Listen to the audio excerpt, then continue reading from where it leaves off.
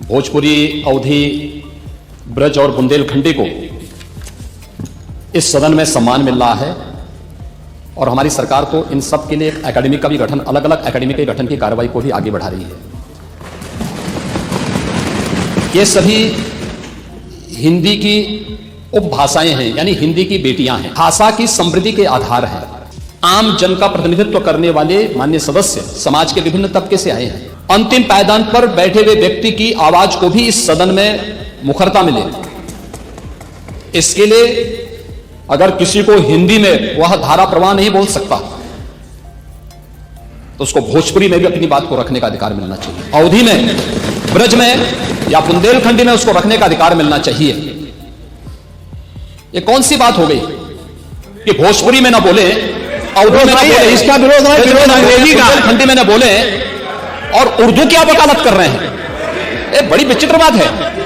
आप मुझे बताइए, मैं इसीलिए कहता हूं कि आप समाजवादियों का चरित्र ही इतना दोहरा हो चुका है, इतना दोहरा हो चुका है कि अपने बच्चों को भेजेंगे इंग्लिश पब्लिक स्कूल में और दूसरों के बच्चों को बोलेंगे कि एक गांव के उस विद्यालय में पढ़े जहां संसाधन भी नहीं है। ये दोहरा आचरण और जाकी रही भावना जैसी प्रभु मोरनी देखी दिन तैसी, यह तो आचरण आप लोगों का है। इसीलिए आपने कल भी भोजपुरी का विरोध किया, अवधी का विरोध किया, बुंदेलखंडी का विरोध किया। दैनिक जीवन में इस प्रकार के आचरण के आदी हो चुके हैं और इसलिए अध्यक्ष जी, इसका अभिनंदन हम लोग करते हैं और इन बोलियों को सम्मान मिलना चाहिए। इनके संरक्षण के लिए ही हमारी सरकार भोजपुरी एकेडमी का गठन कर रही है, अवधी एकेडमी का गठन कर रही है संत तुलसीदास जी के नाम पर। इसी के आधार पर ब्रज भाषा इतनी समृद्ध भाषा है।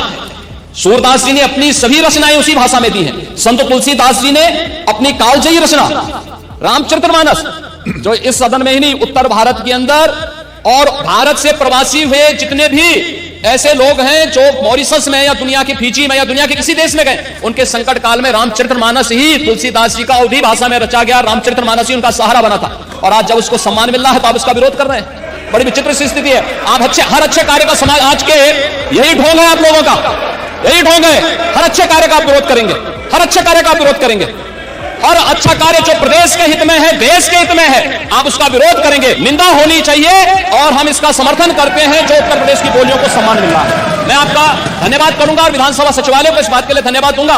कल हम लोगों ने यहां पे इसका शुभारंभ किया, समाजवादी पार्टी ने उसका विरोध किया है और मुझे लगता है कि प्रोसीडिंग का हिस्सा होना चाहिए। इनको समाज के सामने एक्सपोज करना चाहिए। अपने बच्चों को ये लोग पढ़ाएंगे इंग्लिश स्कूलों में और दूसरे के बच्चे के लिए अगर वो सुविधा सरकार देना चाहते हो, कहते नहीं उर्दू पढ़ाओ इसको, यानी उसको मौलवी बनाना चाहते हैं, कठपुल्ला पर जोड़ते इसको ले जाना चाहते हैं। ये नहीं चल सकता।